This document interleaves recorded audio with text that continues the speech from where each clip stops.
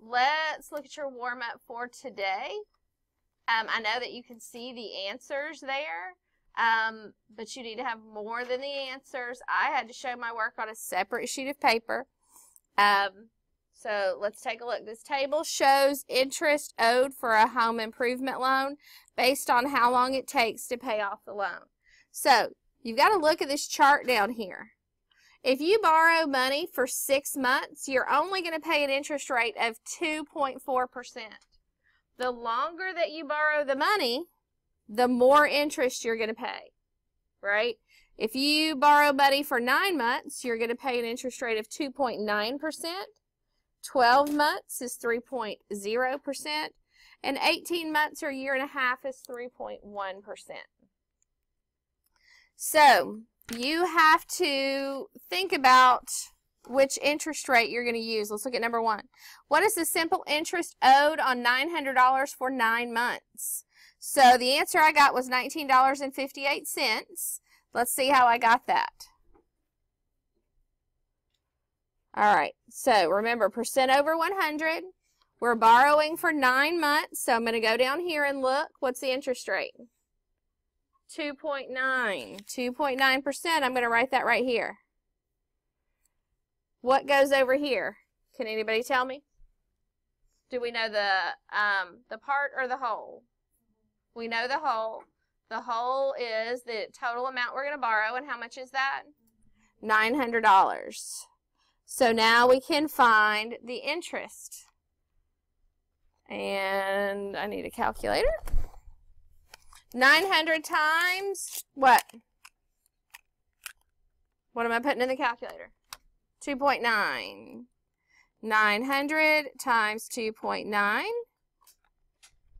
equals, and then divide it by 100. And so the interest is $26.10. Well, if it's $26.10, how did I get $19.58? Very good, because this is the amount for 1 year. But we need to know the amount for 9 months. So 1 year is how many months? 12 months.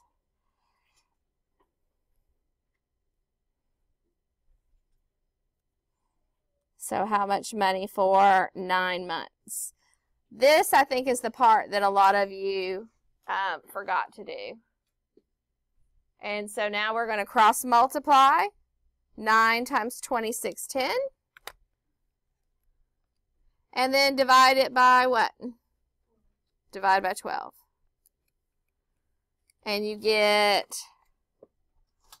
$19, and that 5 tells that 7 to go up to an 8. $19.58. So the interest that you are going to have to pay on that loan in 9 months is $19.58. So that goes in that blank. What is the total that would need to be repaid on the loan? Well, you're going to have to repay back the $900, and you're going to have to pay the $19.58. So when you add them together, you get $919.58.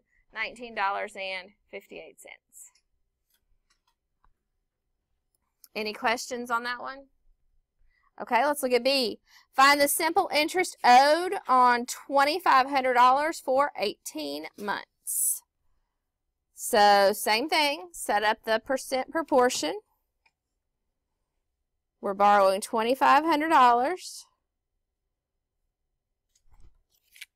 And for 18 months, our interest rate is 3.1%. Cross multiply and then divide.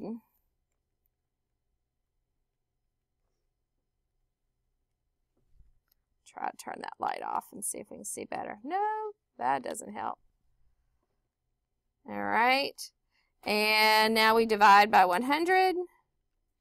And you get $77.50. Is that my answer? No, we've got to now convert. So I can either use 1 year and go to a year and a half, because that's 18 months, or I can use 12 months and go to 18 months. Which one did you guys use? Did you use 1.5? Did you use 1 year and go to 1.5 years, or 12 months and go to 18 months? Okay, let's do that. 12 months to 18 months. Cross multiply this way. 7750 times 18 divided by 12. Should I get more or less? More, right? Because this is a longer amount of time. And $116.25 is the interest that you pay. $116.25. And so the total amount that you're going to pay on this loan is you have to add the $2,500 plus the $116.25 for a total of $2,616.25. All right, last one. What is a simple interest that is accrued on $5,600 for 6 months?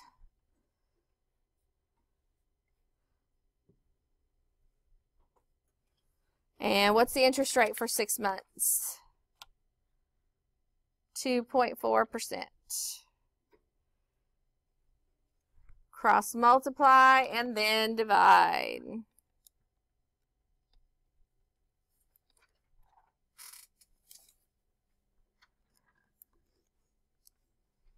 $134.40. And then we'll set that up. So for a year, it would be $134.40 for 12 months. So how much for 6 months? Is it going to be more or less? Less. Times 6 divided by 12. And you get $67.20.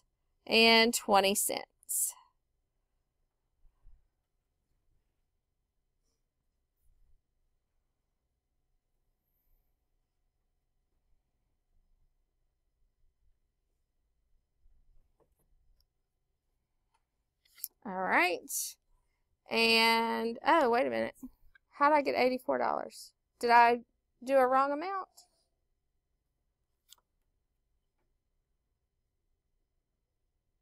What'd you get on that one? This one? Well, what did I do wrong? Anybody know what I did wrong? All right, so 56 times 2.4 divided by 100.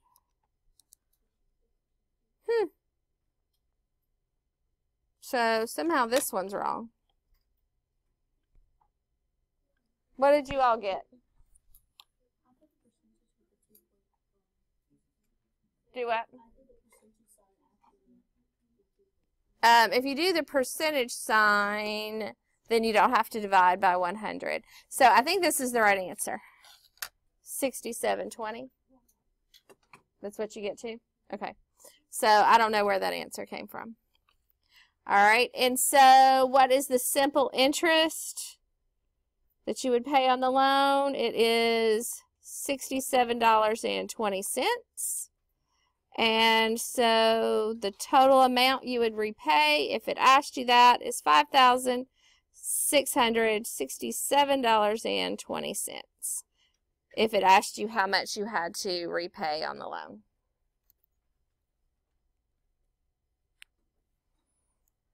Questions? No? Okay.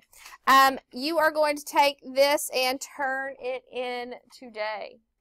If you were absent a day and you've not had a chance to make it up, write absent on there and you can return it later. If you were here every day and you did not write down your answers and get your answers, you are going to miss points. If you were absent, you'll make it up later. Questions? Okay. All right, hold on to that for now, and you can turn it in just a few minutes.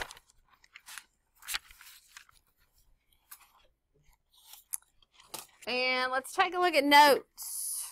Let's look at this notes page about pyramids and prisms. Pyramids and prisms are named for the shape of their bases. The first thing we need to do is figure out what the difference between a pyramid and a prism is. All right. A prism, prisms have two congruent bases and rectangular faces. So, let's see if you can see this. Let me back out a little bit. This is a prism. It has a pentagon for a base. So it's a pentagonal prism. And a prism has two bases that are exactly the same. They are congruent, same shape, same size. So this is a prism. I can tell because it has two bases that are congruent, and the faces, the sides, are rectangles.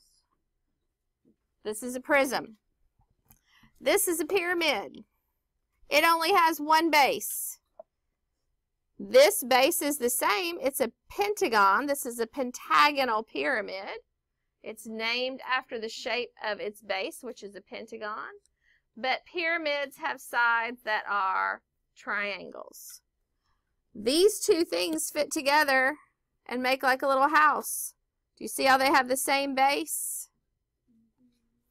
So they have the same base. They both have pentagons as their bases. But a pyramid only has one base, and a pentagon has two bases exactly the same. I mean a prism. Did you all learn about prisms and pyramids last year in 6th grade? You should have. This is just a review.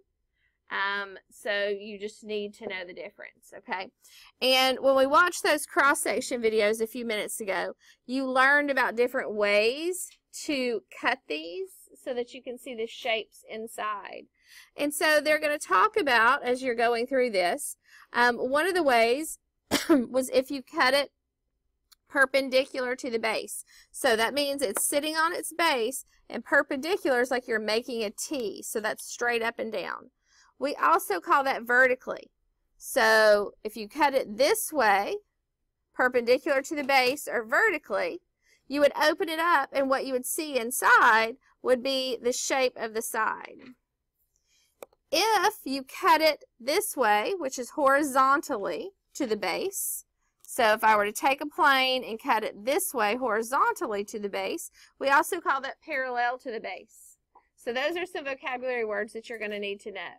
But if we cut it this way, the shape that you're going to see is the shape of the base, which in this case is a pentagon.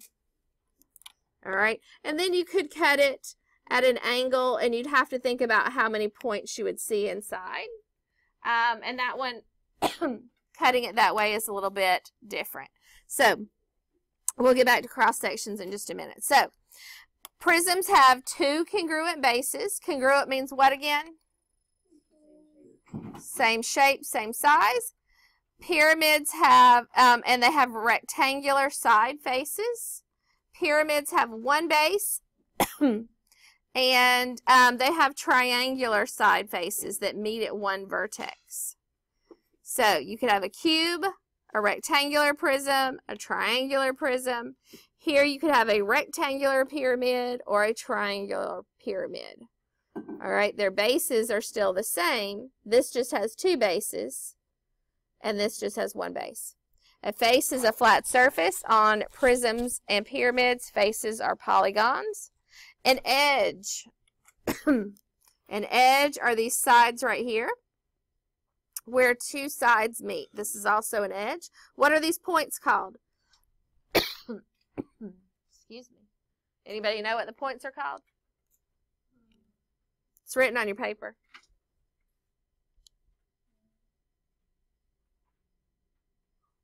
What are the points where the faces meet? What are they called? A vertex. These are called a vertex. All right, and that should just be a review too. Okay, let's put that to the side. We'll put it in our journal in just a minute. And we need to cut out this Make sure that you're careful because it's on both sides. It looks like they're lined up pretty well. If it were me, I would cut from the inside, and that way you don't cut off any of the words. So look at this side. Cut it out as one shape, like one, it looks like a plus sign to me. Cut it out in one solid piece.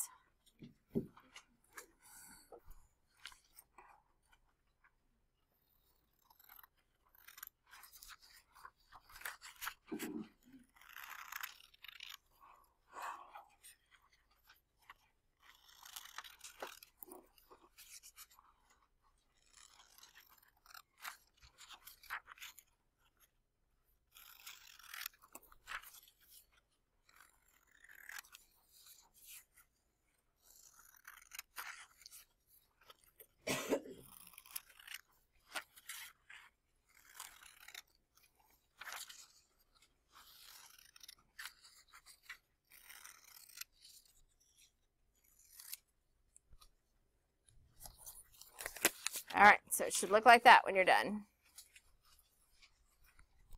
All right, so let's take a look at this before we fold it and put it in our journal. Okay, so let's look at this center square. Look at these notes. A cross section is the 2D shape that results from slicing a 3D figure. I know the videos that we watched, the Slice-O-Matic one was kind of the funniest one, but were they really getting 2D shapes when they sliced it? They really weren't.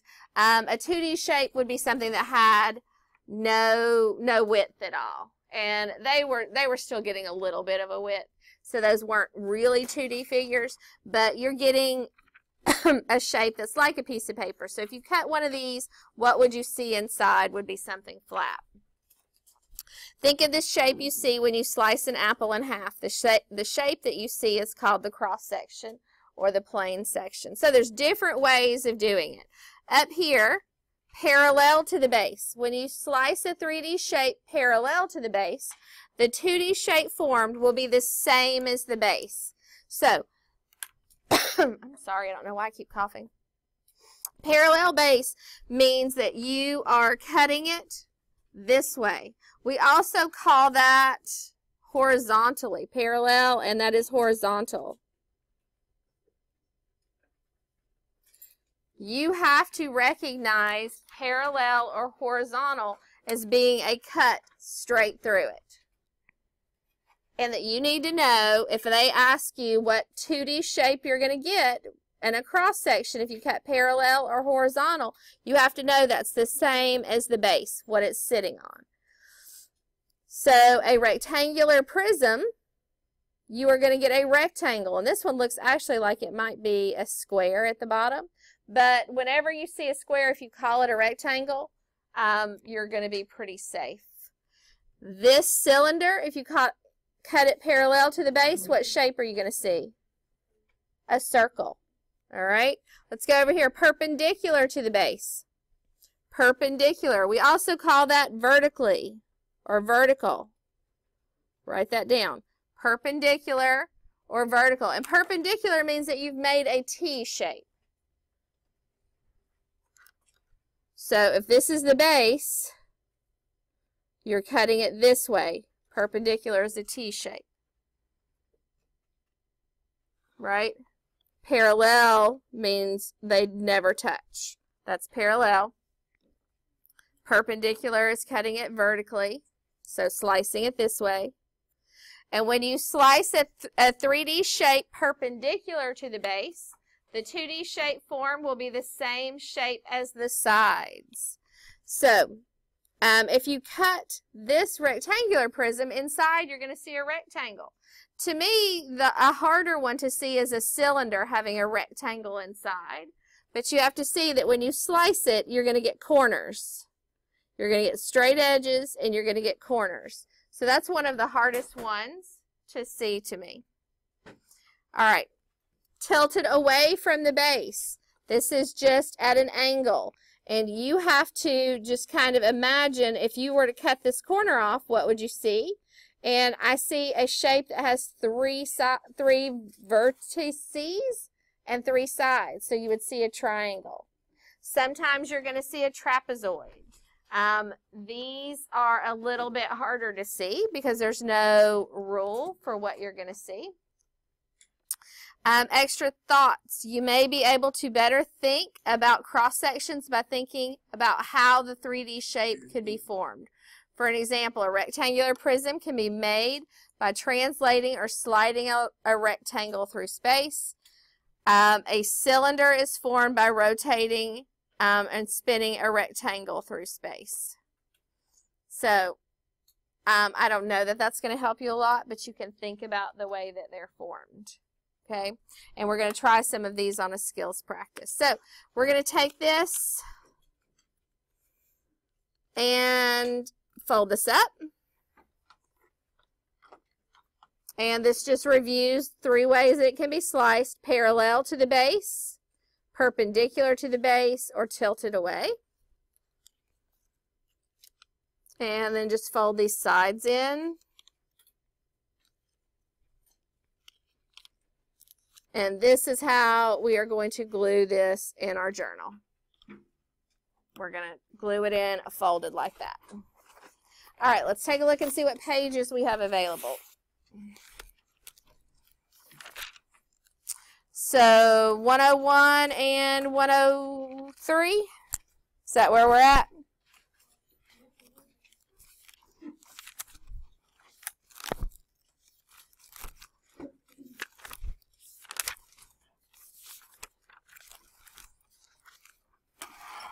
So 101 is where we're going to put the pyramids and prisms page.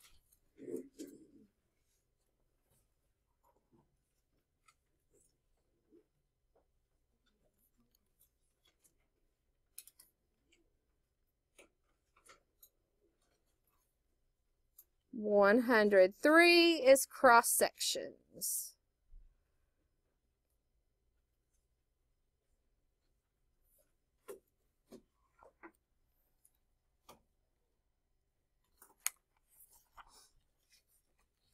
And then just glue those in. On 101, you're going to put this page. On 103, you're just going to put that somewhere in the middle so that you can open it up if you need the notes.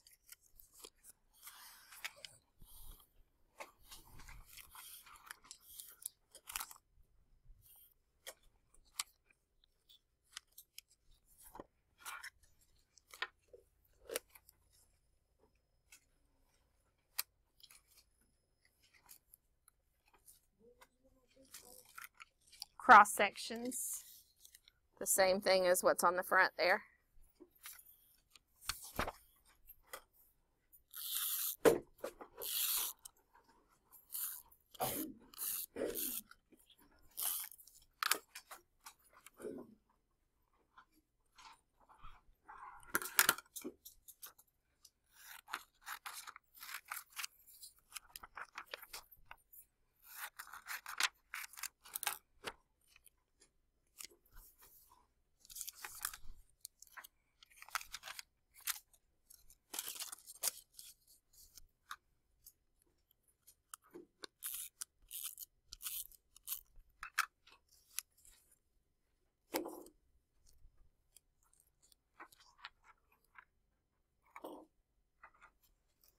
All right, questions about where anything goes in your journal?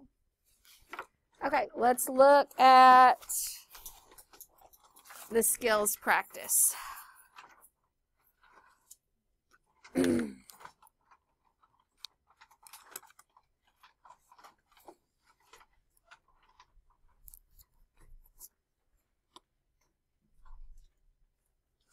Identify each figure, then name the bases, faces, edges, and vertices. Anybody know what this is called? Let's first decide if one is a prism or a pyramid. What do you think it is? Is it a prism or a pyramid? How many bases does it have? 1, so that makes it a pyramid. What's the shape of the base? Triangle. So that makes it a triangular pyramid.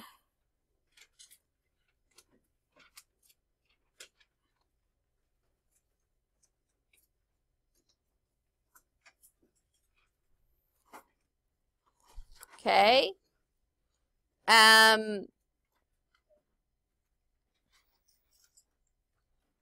We don't really need to go through all the naming the bases, faces, edges, and vertices. I'll just tell you what they are. The base is GHF. Faces, you would just name them after the 3 sides. And the vertices are just the points. That's not really a 7th grade standard. You should already know how to do that, so we're not going to spend the time doing that. But we need to be able to name what shape that is. So is that a prism or a pyramid? So have 2 bases or 1? It's a pyramid again. What's the shape of the base? I'm not sure that's a square. Looks a little bit bigger than a square. Like these are shorter and those are longer. So it's a rectangle. So a rectangular pyramid.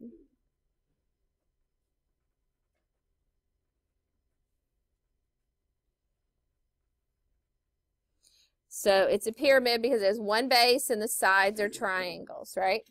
Okay. Describe the shape resulting from each cross section. So how are we cutting 3?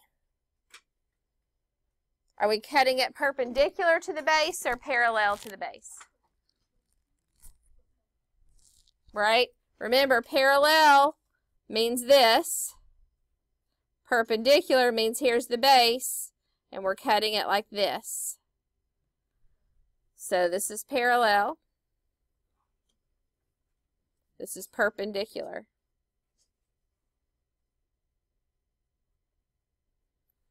So how are we cutting it? If this is the base down here, how are we cutting it? Parallel, right? And so the shape that you should see inside is what? If the base is a rectangle, then when you cut it parallel to the base, you should see a rectangle. It's the same shape. All right, so that's what you're doing on these, is that you are naming the resulting cross section. And then on the back, you're just going to answer those 4 questions. So there's not a lot to this cross-section lesson. To me, the biggest thing is learning the difference between cutting parallel to the base and perpendicular to the base. And then you just got to be able to see what shape you're cutting. Questions? Then when you get done with that, you can work on IXL. Remember, homework is due Friday. And if we're out of school for a day or 2 or whatever for snow, your homework is still due on Friday. Okay, you can get started. Come see a teacher if you have a question.